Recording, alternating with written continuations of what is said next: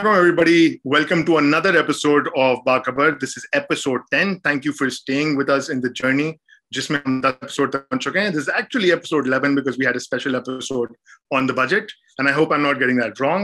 Faiz is there to correct me in a couple of moments if I did get that wrong. तो episode 9 में जो हमने बात की थी, वो बात की थी बिजली, excess बिजली की और बिजली की कीमतों की वजह से.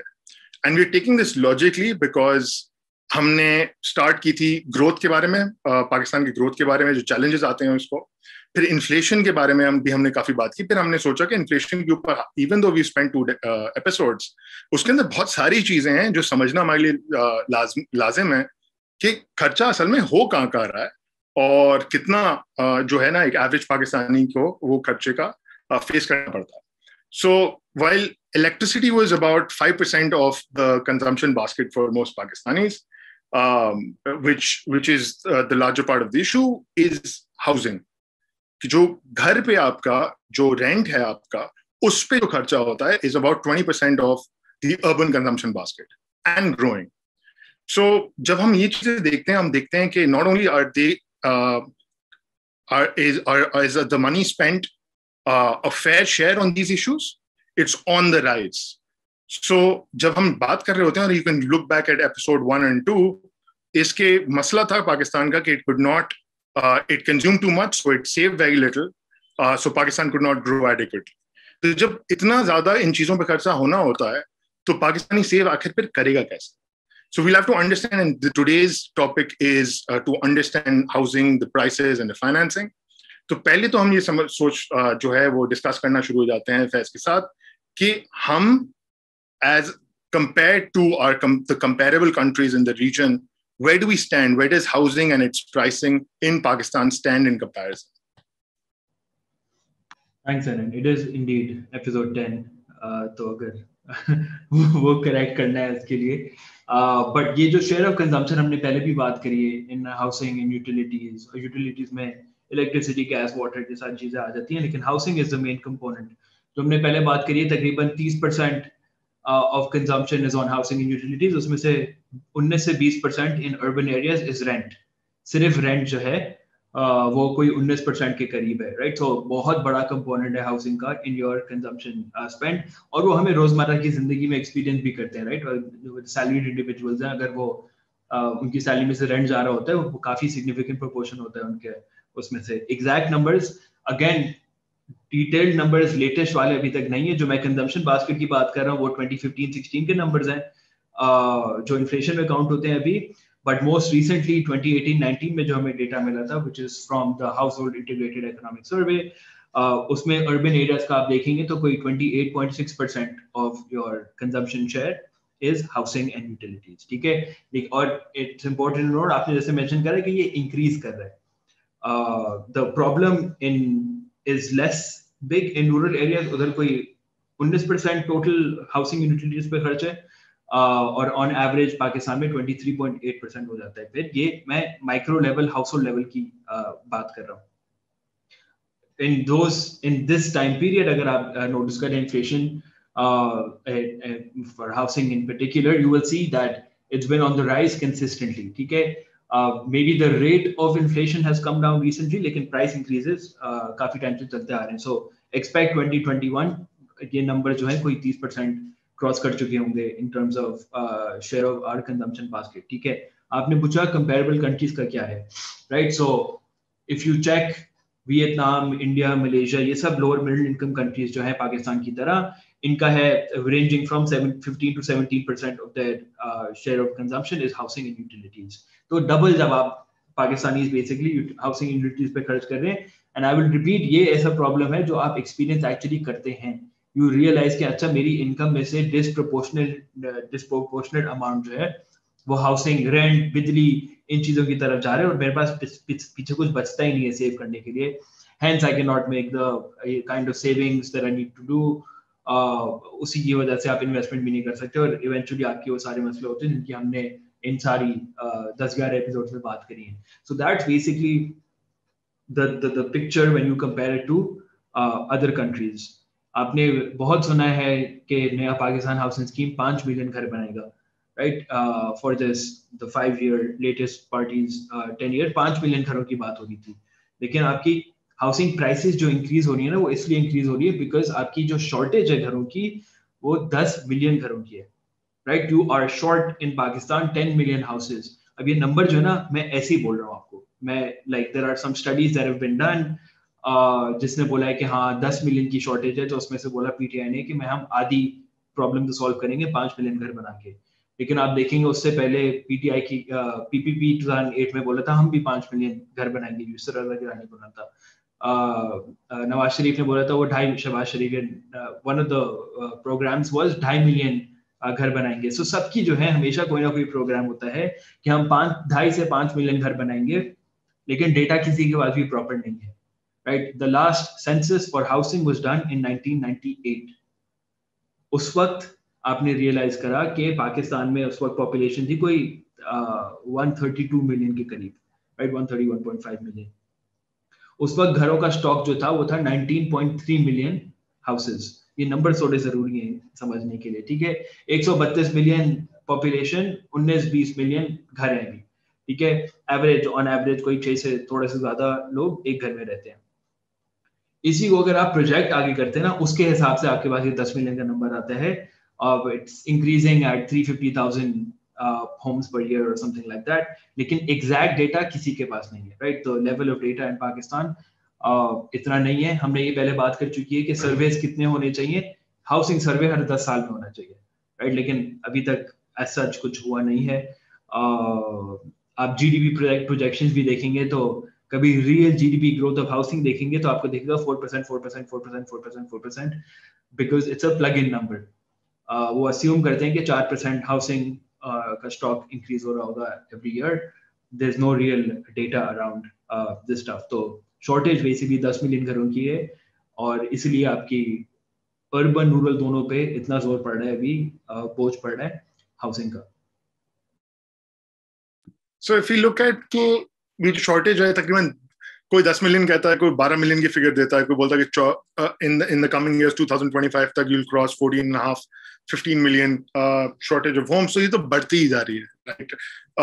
Population growth, rural urban migration, many things to the inability of people to probably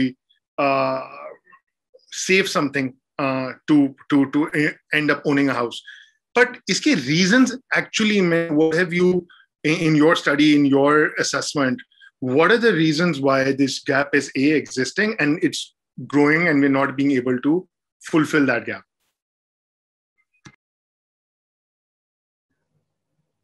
So gap, I think the biggest reason is affordability. ठीक है, पाकिस्तान में, and I won't talk about construction material etcetera, जो housing है वो है affordability के, मतलब at any given price point, चाहे वो मतलब 2 मिलियन का लोन अमाउंट हो या फिर वो all the way up to 7-8 million का हो, affordability is an issue because of lack of financing. ठीक है, अब आपको ये, before I go into details in this, अगर आपको एविडेंस देखना है कि ये बोझ ज्यादातर, ये बर्डन जो है किस पे गिर रहा है, you can see inflation data by consumption quintile, जो हम बात करते हैं कि निचला तबका versus the richest in Pakistan. अगर आप देखेंगे तो निचले तबके की, व्हिच इज एवरीवन अंडर, जो बॉटम 60% ऑफ द कंट्री है, यू विल सी उनकी इन्फ्लेशन जो रेट है of housing is higher than the average of the country. उसी से आपको पता चल रहा है कि उनके लिए शॉर्टेज ज्यादा है, तभी उनके लिए प्राइस इंक्रीजेस ज्यादा हैं, उनको रेंट ज्यादा पे करना पड़ रहा है, उनको बोझ ज्यादा सहना पड़ रहा है, राइट. तो affordability is the big issue in these income brackets because आपके यहाँ कोई financing facilities as such available नहीं है, right. Banks की थोड़ी देर में हम थोड़ी देर बाद में बात करते हैं, but let's just step back and think about कि frictions किस किस्म की हैं पाकिस्तान में, कि आप mortgage industry पाकिस्तान में बन नहीं पाई, right. तो सबसे पहले मैंने affordability की बात करी कि पैसा है ही नहीं सेव करके, for example even down payment करने के लिए फॉर लोन. ठीक है, एक ये मसला हो गया. दूसरा मसला हो गया इंटरेस्ट से. Generally Pakistanis and like, I think I am not sure exactly what the numbers are, लेकिन स्टेट बैंक ने सर्वे कर चुका है इसका भी कि इंटरेस्ट से कौन दूर भागता है, right. And I think the number was something like over 90% don't want to do partake in interest and take a loan on mortgage or something like that. तो जब आप इंटरेस्ट में नहीं पार्टेक करना चाह रहे, you need an Islamic Sharia compliant equivalent comparable, जो कि भी recently introduce हो गया, it still hasn't really taken off. तो ये basically जो मसले है ना, इसकी वजह से लोग loans नहीं लेते. Consumer protection as well Pakistan में as such कोई इतनी strong नहीं है. Land rights, digitization शुरू हुई थी पंजाब में of land units. I think उसमें भी कोई अभी तक fully complete नहीं हुई है. So there is no proper record keeping कि किसका, अगर मेरा गवादर में फॉर एग्जांपल बहुत एक जमाने में बातें शुरू हुई थी कि किसी ने पेपर फाइल खरीदी गवादर की और वो लिटरली सी में था प्लॉट, राइट, वो समंदर बेसिकली बेच दिया था because there is no real track record of के लैंड राइट्स आपकी है, ये आपकी प्रॉपर्टी है, ये साइज होगा, इट्स ऑल पेपर वर्क, कहाँ इधर से फाइल उधर कर दी, कुछ अंदाजा नहीं है. बेसिकली लोग डरे हुए, ठीक है. सो अफोर्डेबिलिटी का इशू है, इंटरेस्ट बैंकिंग इन जनरल से लोग भागते हैं और कंज्यूमर प्रोटेक्शन एज सच नहीं है पाकिस्तान में, which is why demand side से इतना पुश नहीं आ पाया इसकी तरफ, पुल नहीं आ पाया. लेट्स से सप्लाई साइड पे अगर आप देखें तो हिस्ट्री बहुत जरूरी है पाकिस्तान की ये समझनी कि banks, why haven't banks been able to develop a mortgage industry in Pakistan. ठीक है, पहली बात सबको समझने की ये होगी कि mortgage industry is a must for housing anywhere across the world. ठीक है, पाकिस्तान की मॉर्गेज इंडस्ट्री अभी कोई 0.29-0.3% ऑफ जीडीपी आती है टोटल. जो हाउसिंग फाइनेंस अगर आप देखें as a percentage of GDP, India में वही चीज 10% है. ठीक है, इंडिया के भी मसले बहुत हैं इन टर्म्स ऑफ हाउसिंग, लेकिन वो फिर भी 10% पे हैं. आई think the south Asian average is something like 3.4%. हम लोग उसके 10 गुना कम है, राइट. कुछ ना कुछ तो मसला चल रहा है ना पाकिस्तान में, अगर हम 10 गुना कम हमारी मॉर्गेज पेनिट्रेशन है. And you will see everyone, every politician, every bureaucrat, state bank भी बात करता है कि हमें हाउसिंग फाइनेंस की पेनिट्रेशन इंक्रीज करनी है. वो हाउसिंग फाइनेंस की पेनिट्रेशन इसलिए इंक्रीज करना चाहते हैं ताकि आप फिर मॉर्गेज इंडस्ट्री डेवलप करें, आप उसके हिसाब से लोगों को पैसे दे सकें ताकि वो जाके घर बनाएं या फिर घर खरीदें और फिर उनकी जो ये शॉर्टेज है उसमें कमी आए. बट बिकॉज वो इम्प्रूव कर ही नहीं पारे this number is actually keeps on going down. तो अगर आप चार्ट देखेंगे, थोड़ी सी अगर मैं हिस्ट्री बताऊं, 98 में जब सेंसस हुआ था उसी वक्त पता चला कि 4 मिलियन घरों की शॉर्टेज है पाकिस्तान में. ठीक है, 98 में, कोई 22 साल पहले. तो 4 मिलियन घरों की हाउसिंग का शॉर्टेज का जब पता चला तो गवर्नमेंट जब तक जो है मोनोपोलाइज करती थी housing finance because it was so critical. हमारी एक चीज है हाउस बिल्डिंग फाइनेंस कॉर्पोरेशन, तो एक डेडिकेटेड फाइनेंशियल इंस्टीट्यूशन है for house finance, housing finance, जो कि 1950s में बनी थी. उसके बाद 50 साल की उसकी मोनोपोली थी. ठीक है, कुछ ऐसा काम नहीं करा. शुरू में उसके सिर्फ अर्बन फोकस होता था, फिर जाके रूरल एक्सपैंड हुआ. It was run like a government institution, no real corporatization over there, and wasn't really able to achieve anything material. फिर जाके private sector involvement उन्होंने encourage करनी शुरू करी. After you had to introduce some laws, 2001 में हमारी आई थी Recovery of Finance Act. हम ज़्यादा डिटेल्स में नहीं जाएंगे, but just understand कि किस flow में ये आपकी mortgage industry develop हुई है. तो 2001 में रिकवरी ऑफ फाइनेंस एक्ट निकला जिसमें था फोरक्लोजर लॉज जैसे चाहिए होते हैं. अगर बैंक ने आपको पैसे दिए, आपने बैंक को पैसे वापस दे दिए, तो बैंक क्या कर सकता है, राइट, उसका रिकोर्स क्या है.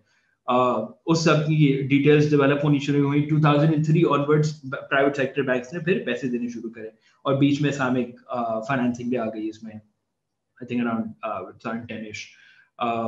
और आप देखेंगे हमारी पेनिट्रेशन इंक्रीज हुई, started increasing, reached 1% of GDP, and then started falling again. अब इसमें मसला क्या हुआ कि जब बैंक्स को राइट दे दी फोरक्लोजर लॉज में कि अगर बंदा इफ अ पर्सन डिफॉल्ट आप उसका घर ले सकते हो विदाउट गोइंग टू कोर्ट.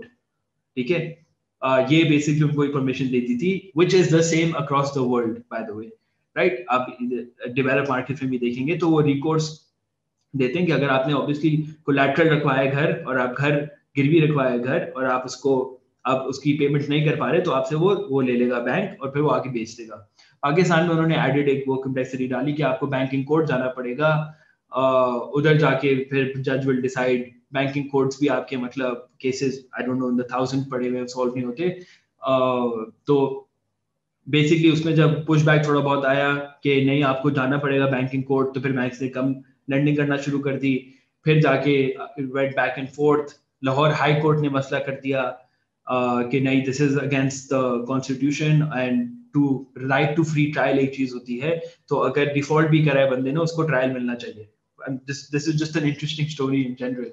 फिर जाके जब आपने ये नया पाकिस्तान हाउसिंग स्कीम लॉन्च करना शुरू की, you realize that it will not really work without financing, और जब आपकी laws अच्छी नहीं है, they're not conducive to lending for banks, तो आपको ये आप this is a pipe dream that will never come true।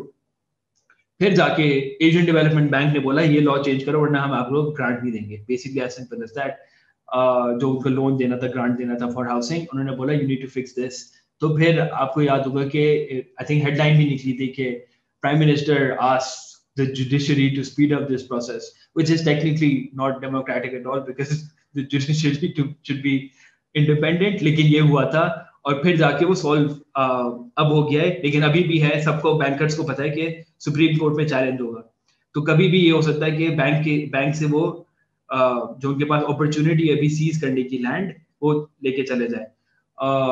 तो इस पूरी कंफ्यूजन की वजह से जो है banks haven't been able to give out housing finance as much as possible। अगर वो देते हैं तो वो अपने एम्प्लॉइज को देते हैं फिर। So you will see when you break up the data 50% of housing loans go to bank employees. Bank employees कितने ही होंगे, लेकिन उनको 50% जाता है, and that's primarily because banks को पता है they can track their employees incomes for the future. ठीक है, तो ज्यादा सिक्योर इन्वेस्टमेंट है अपने एम्प्लॉइज को लोन देना फॉर हाउसिंग रादर देन किसी भी रैंडम पर्सन को देना, बिकॉज उसमें इतनी कोई सिक्योरिटी नहीं है बैंक के पास। सो इट्स क्वाइट लॉजिकल कि वो इतनी एक्सपेंशन नहीं हुई है बिकॉज हमारी लॉज सपोर्टिव नहीं है, और भी थोड़े से रीजंस हैं that we can get into in a little while. So this is exactly what I wanted to say. Next was कि यार जो mortgage का जो vertical है, जो space है, वो take off क्यों नहीं कर पाया। अगर आप बैंक को भी देखना शुरू करते हैं, उसकी core, उसका essence, उसका ethos देखना शुरू करते हैं, government securities पे चले गए, lending for trade, lending to public corporations, the bigger it is, जहां देखो बैंक का काम, it's not venture capital. The काम is to यार कम से कम रिस्क में रखा जाए।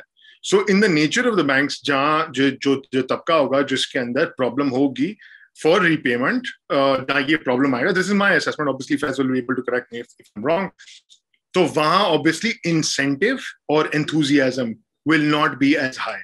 Obviously आपकी political enthusiasm was high because 5 million homes have to be created, पास में भी ऐसा हो चुका है, लेकिन जिन इदारों को आपके साथ इन कंजंक्शन काम करना है to make this possible, and the prime जो इसका फैक्टर है विच इज मॉर्गेज फाइनेंसिंग और हाउस फाइनेंसिंग, वो अगर आना बैंक से है तो बैंक्स जो रिस्क रिवॉर्ड का उनका रेशो है, जो इंसेंटिवाइजेशन है उनकी, मतलब उनके पीछे डंडा लेके तो नहीं भाग सकते, इवन दो स्टेट बैंक ने पेनल्टीज रखी हैं on the targets, but we'll discuss नया Pakistan housing scheme later on.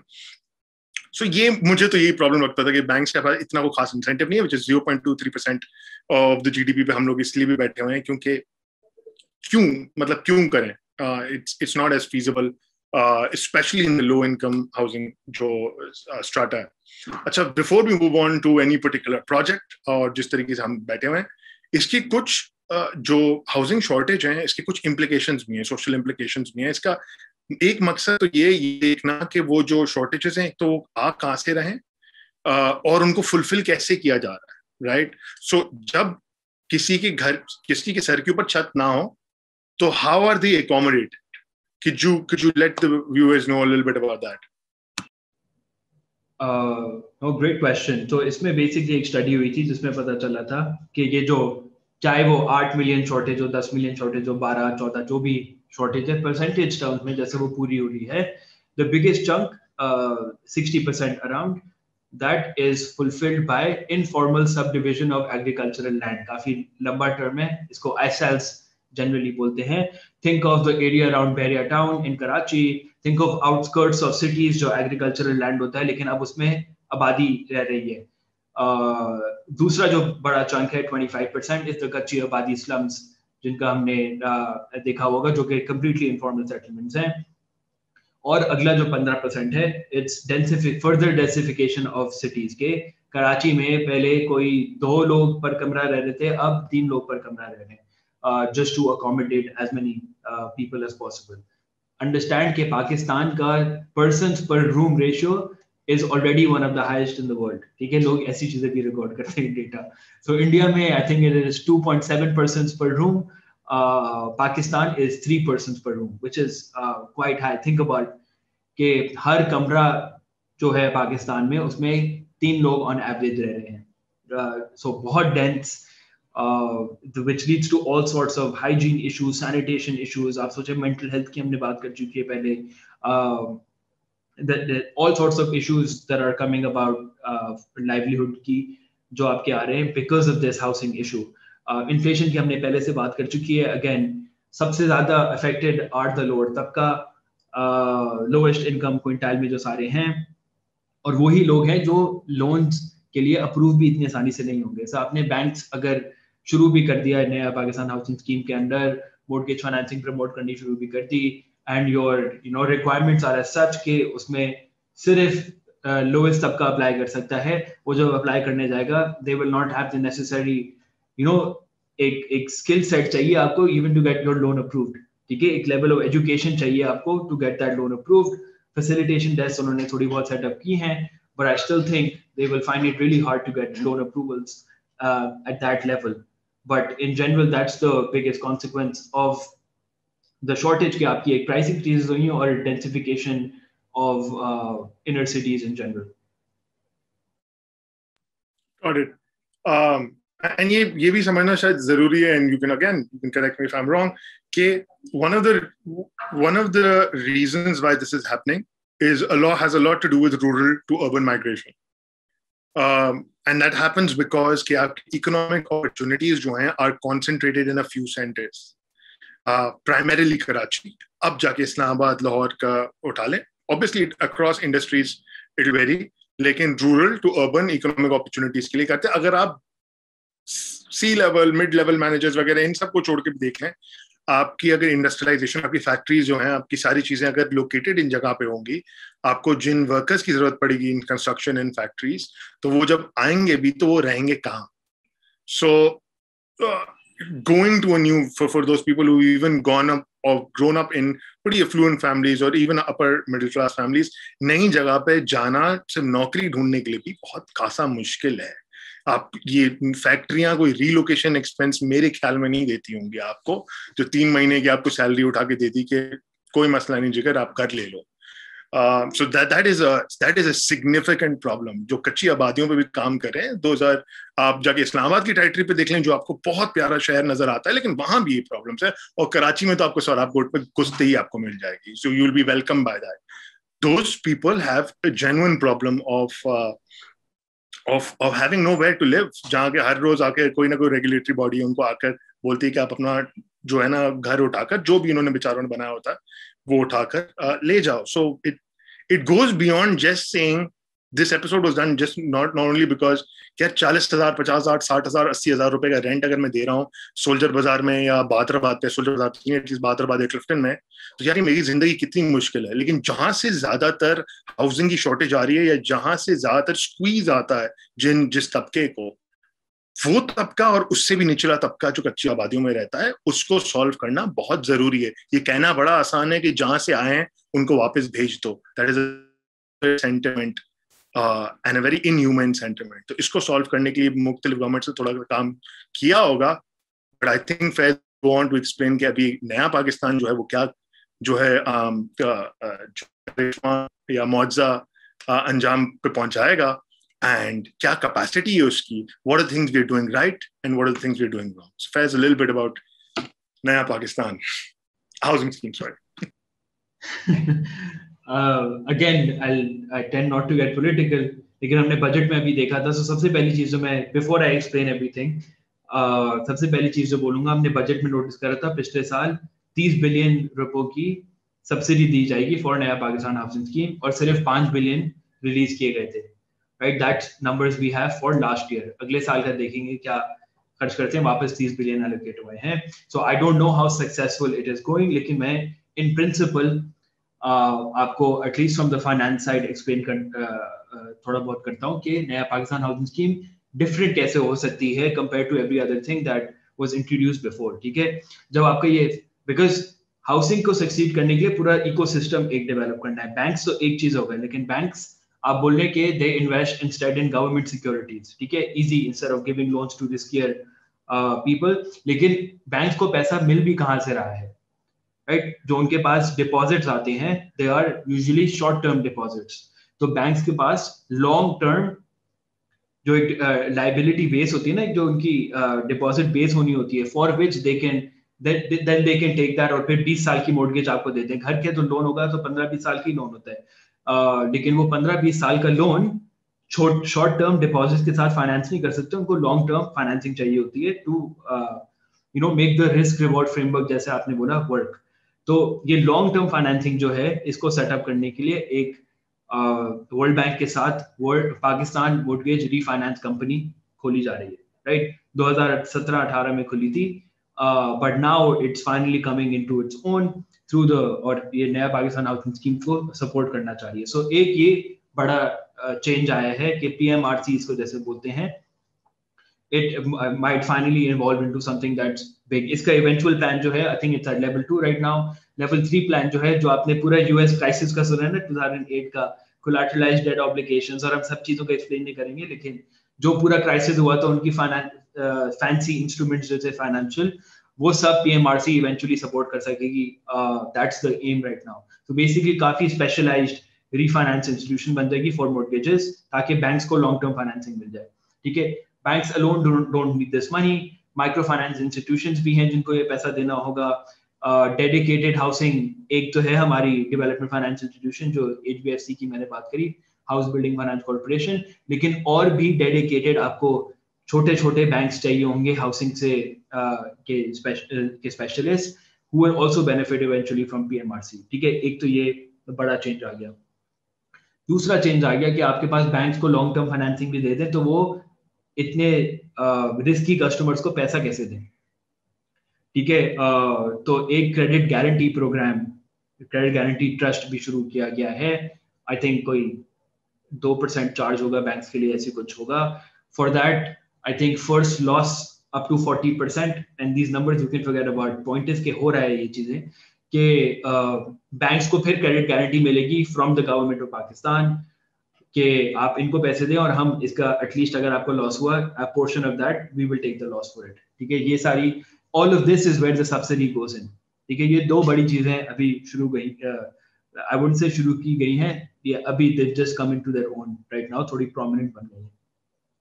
Best मेरे हिसाब से जो है वो है स्टेट बैंक की मार्कअप सब्सिडी.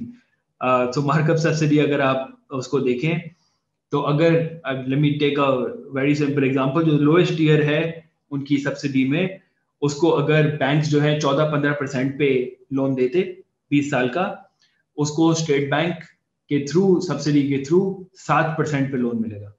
ठीक है, दैट्स ऑलमोस्ट 7% की सब्सिडी, राइट? अगर 14% का होता है और 7% के उसको एंड में एंड यूजर फाइनेंसिंग 7% में मिल रही है, 7% वो सेव कर रहा है in terms of interest payments. अब इसमें जो टोटल एलोकेशन हुई है सब्सिडी की, कोई 36 बिलियन के करीब हुई है, राइट? तो मैं बेस्ट प्रोग्राम की भी आपको बात करूं मेरे हिसाब से, तो उसकी मैं अगर थोड़ी इफेक्टिवनेस बताऊं कि अगर आप एक घर लें और 2 मिलियन का आपने लोन लिया हो लोएस्ट ईयर पे, and you take the typical जो आपकी लोन रिक्वायरमेंट्स होती है उसके हिसाब से करेंगे, तो आपकी जो सब्सिडी आपके ऊपर आएगी ना, वो कोई 1.3-1.4 मिलियन रुपीस पर हाउस पे आएगी. ठीक है, क्योंकि इंटरेस्ट पेमेंट्स ओवर 20 इयर्स काफी सारी होंगी, और अगर 7% का डिफरेंस है तो बहुत ही ज्यादा सब्सिडी चाहिए होगी टू मेक श्योर कि वो घर बना सके at a lower interest level. लेकिन अगर ये 1.3-1.4 को आप 36 बिलियन से डिवाइड करें, तो आपको आएगा इनमें कि इस प्रोग्राम के थ्रू सिर्फ 26,000 घर बन सकते हैं एट द लोएस्ट ईयर, सिर्फ 26,000. सो मैं आपको बेस्ट प्रोग्राम का मेरे हिसाब से कंपैरिजन बता रहा हूँ कि उसको अगर आप लेके चलें, उसमें भी सिर्फ 26,000 घर 30,000 कर लें चले, बन सकते हैं, and your shortage is 5 million houses, remember that. तो अब इस सब को लेके एंड में स्टेट बैंक ने बोला है, जैसे आपने बोला कि पेनल्टीज लगाने वाले हैं, कि the banking sector 5% of their portfolio has to be housing. ठीक है, ये अब रिक्वायरमेंट आ गई है। उसमें हाउसिंग में चले सिर्फ हाउस बिल्डिंग नहीं है, REIT जो रियल एस्टेट इन्वेस्टमेंट ट्रस्ट वगैरह बाकी सारी रियल एस्टेट की इन्वेस्टमेंट भी हैं, लेकिन 5% तक लाना पड़ेगा इनको अपने पोर्टफोलियो का। Just to link it back to हम जो पहले बात कर रहे थे कि मोर्टगेज पेनिट्रेशन पाकिस्तान में 0.2% समथिंग है, तो अगर ये 5% कर लें तो पाकिस्तान का है private credit to GDP, sorry credit to GDP around 60%। तो 60% इंटू 5% गिव्स यू 3%। तो अगर ये 5% ऑफ पोर्टफोलियो अपना बना लेते हैं मोर्टगेज का, तो हमारी मोर्टगेज पेनिट्रेशन 3% ऑफ जीडीपी बन जाएगी। So then it will come in line with South Asia, तभी ये 5% का टारगेट प्रॉब्ली लगाया गया है। तो this is just to put things into perspective कि ये सब अगर of all of this comes together और 5% of portfolio housing finance हो गया, तो हम we might come at the same level as the rest of South Asia। लेकिन understand के इस पूरे अमाउंट को भी हम अगर हम ले लेना, जो पूरा, अगर मैं बोल रहा हूँ कि पूरा पोर्टफोलियो जो नया जो ये बैंक्स का होगा वो नए लोन से होगा, तो एक्सट्रीम सर्कमस्टेंस, क्योंकि ऑब्वियसली पुराने लोन भी होते हैं, तो ये नया लोन हो, सारे आप हाउस बिल्डिंग की तरफ ही जाए सारे अमाउंट्स, तो फिर भी मुश्किल से जो है आप 1.5 लाख घर फाइनेंस कर सकेंगे इसके through, which again is not enough. तो मैं बेसिकली सिर्फ ये बोलना चाह रहा हूँ for people to really understand कि शॉर्टेज कितनी बड़ी है। 10 मिलियन घरों की 5 मिलियन का एम्बिशन है, और अभी आई एम नॉट सेइंग कि सबके सब फाइनेंसिंग के थ्रू घर बने जाएंगे, लेकिन 1.5 लाख से ज्यादा या 2 लाख से ज्यादा मुझे बनते हुए नहीं दिख रहे थ्रू द नया Pakistan housing scheme so far. And that is evident in जो आपकी ये सारी यूटिलाइजेशन भी हो रही है बजट की, कि 30 बिलियन बजट करा, सिर्फ 5 बिलियन गया। I think that is more or less how much will be used up later on. तो जो मुझे फिगर याद है, आप लोग अपने एंड से भी रिसर्च कर सकते हैं, जो मुझे लगता है, एक तो हो जाती है applications, right? So this is मेरा पाकिस्तान मेरा घर, MPMG, if I am not getting it wrong.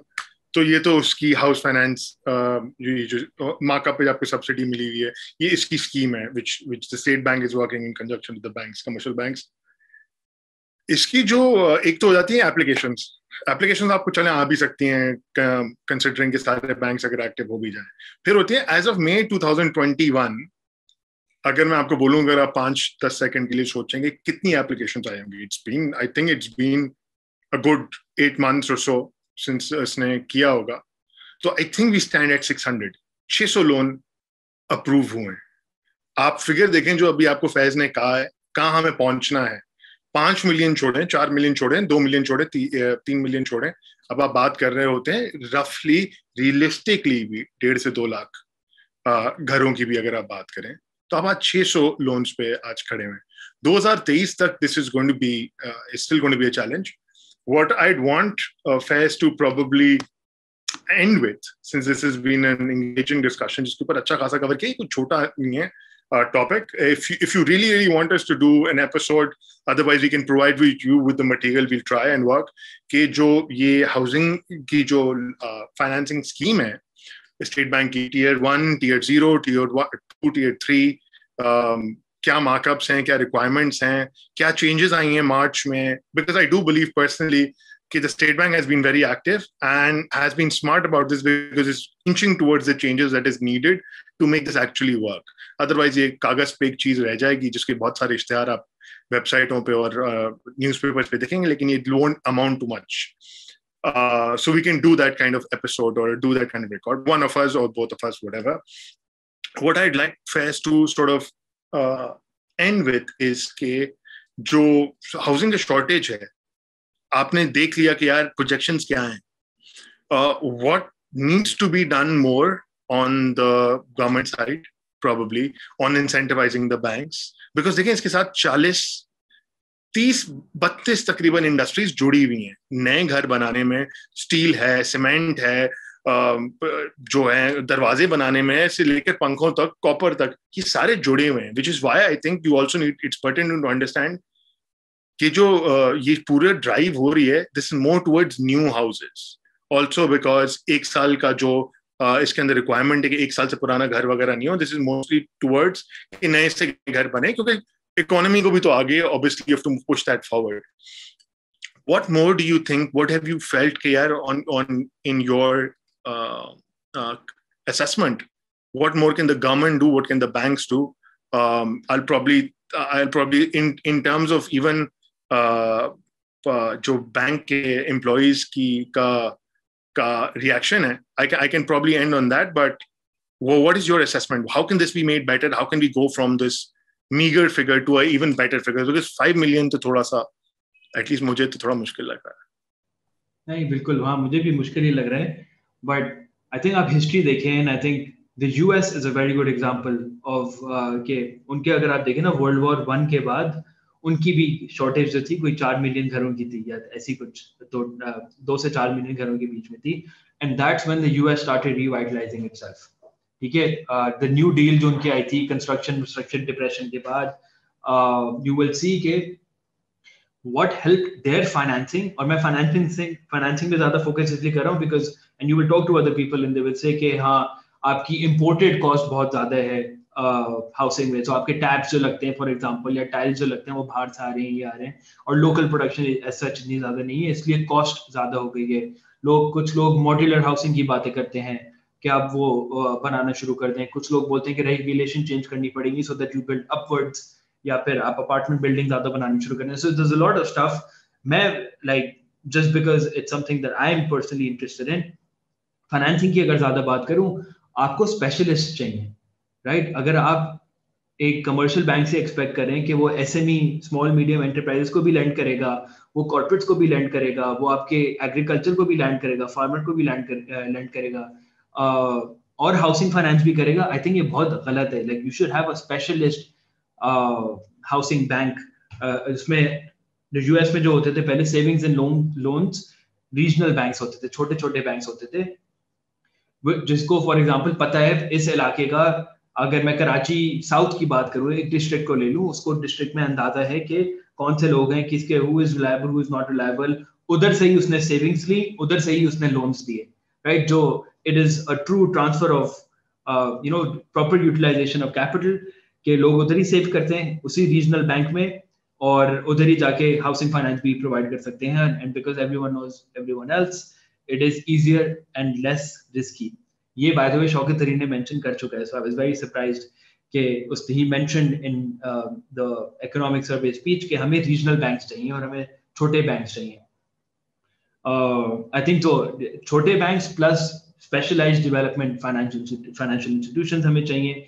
HBFC आपकी एक ही जो है, it's like I don't even want you to look at the annual statement, because अगर आप देखना शुरू करेंगे आप बोलेंगे मतलब like what is happening over here. जैसे फैनी में या इसकी अगर आपने फ्रेडी मैक, अगर इन सब की यूएस की सुनी हो बातें, these are institutions and a half, like their asset size जो वो लोन साइज है उनकी is as big as the US GDP. ठीक है, तो इतने बड़ी बड़ी इंस्टीट्यूशंस है वो, और उनकी वजह से housing in the US was solved for example. बाकी सारे कंट्रीज ने जो ना have been through a very similar journey. तो ये हमेशा पाकिस्तानियों को याद रखना चाहिए है. Everything that we speak about over here, yes it's unique to Pakistan के अब तक हमारे ये मसले चल रहे हैं, लेकिन ये जो जर्नी है ना, from a poor country to a low income country to a low middle income country to a developing country to a developed country, ये सारे countries went through more or less the same thing. ठीक है, तो ये housing का मसला भी सबके all of them have experienced it, and we can pick and choose and learn कि किस तरह इनको tackle किया जाए. So for me, I think the one thing that you can do is expand and not only focus on commercial banks. आप छोटे banks को लेकर आए और आप developed specialized housing finance institutions को लेकर आए, एंड देन सीखे उनकी अंडरराइटिंग प्रोसेस कैसे बेहतर होता है. वो अगर 37,000 रुपीज से कम, which is what 80% of Pakistanis households earn, उससे अगर कम आता है एप्लीकेशन के साथ, उसको कैसे डील करना है, what kind of stuff can they accept as collateral, guarantee किस किस्म की लेनी है, क्या एलिजिबिलिटी क्राइटेरिया होना चाहिए. उनकी इनपुट्स ज्यादा अच्छी होंगी पर इस बात कि आप यही बड़े कमर्शियल बैंक्स के पास जाएं and expect them to do 5% of their portfolio in housing finance by the end of 2021. So even अगर हम उस वाले तबके को भी देख लेते हैं, Tier 0 को भी देख लेते हैं अंडर दिस नई scheme, it's going to work with microfinance institutions. अगर आप बिल्कुल निचले तबके को भी देख रहे होते हैं, बट माइक्रो फाइनेंस इंस्टीट्यूशंस जो लोग समझते हैं, जिन लोगों ने देखा है, उनको अंदाजा होगा कि ना इस नौयत के लोन को अंडरराइट करने की स्किल और कैपेबिलिटी ना एक्सपीरियंस रखते हैं, ना इस टेन्योर के भी. This is as far as my obviously assessment and reading has been. So this is ये बस tenure explain करने के लिए, because most people might not understand कि इसमें अगर typical लोन आपका होता है 3 से 5 साल का, हाउसिंग का लोन आपका होगा 15 से 20 साल का. ठीक है. लोन अमाउंट जो अगर आपका लोन अमाउंट जो होती है, LTV एक चीज होती है, लोन टू वैल्यू, कि आप किस वैल्यू की चीज ले रहे हैं और आप उसके लिए आपको कितना लोन चाहिए. फॉर हाउसिंग अभी आई थिंक लेटेस्ट जो आपका है उसमें 85% और 90% अलाउ कर दिया है, विच मीन्स के बहुत कम down payment, 10% down payment upfront देनी पड़ेगी. Micro finance institutions are obviously going to be uncomfortable with that. Same thing with commercial banks जो कि यूज्ड टू थे 50% डाउन पेमेंट होने की इन द पास्ट. तो आपको स्पेशलाइज्ड इंस्टीट्यूशंस चाहिए होंगी. Also shout out to a startup that I know called Modulus Tech, जो क्योंकि फैज ने बात की थी मॉड्यूलर हाउसिंग की. I'm not sure how they fit, how well they've been able to fit into this equation, but that's something exciting to look forward to. I think they were called in initial days, if I remember, of Investors Lounge. अब तो 2 साल पहले मुझे याद है, Asad Umar had called them up and also appreciate them. I'm not sure, but I think a lot of बहुत सारे इदारों को इसके साथ मिलकर काम करने की जरूरत है. इवन डेवलपर्स को कॉन्फिडेंस, कंस्ट्रक्शन वालों को कॉन्फिडेंस देने की. इस पे बहुत एलिगेशन आएंगे. इस पे आएगा कि रेंट सीकिंग है, इस पे आएगा कि बहुत सारी चीजें आएंगी इस पे, ठीक है ना, एमनेस्टी क्यों दे दी, ये चोर वो चोर, बहुत सारी चीजें. लेकिन ये प्रॉब्लम इतना बड़ा है, अगर इसको साथ लेके नहीं चला, and this is where I think you can cut the government a little bit of slack, कि अगर इसको साथ लेके नहीं चला इतने बड़े बड़े इदारों, इतने, तो आपका important piece of the equation जो है, विदाउट दैट ये चल नहीं पाएगा. जितने भी हैं 5 मिलियन चले, रेट्रिक भी मान लेता हूं, बट पर a reasonable progress has to be seen in this regard.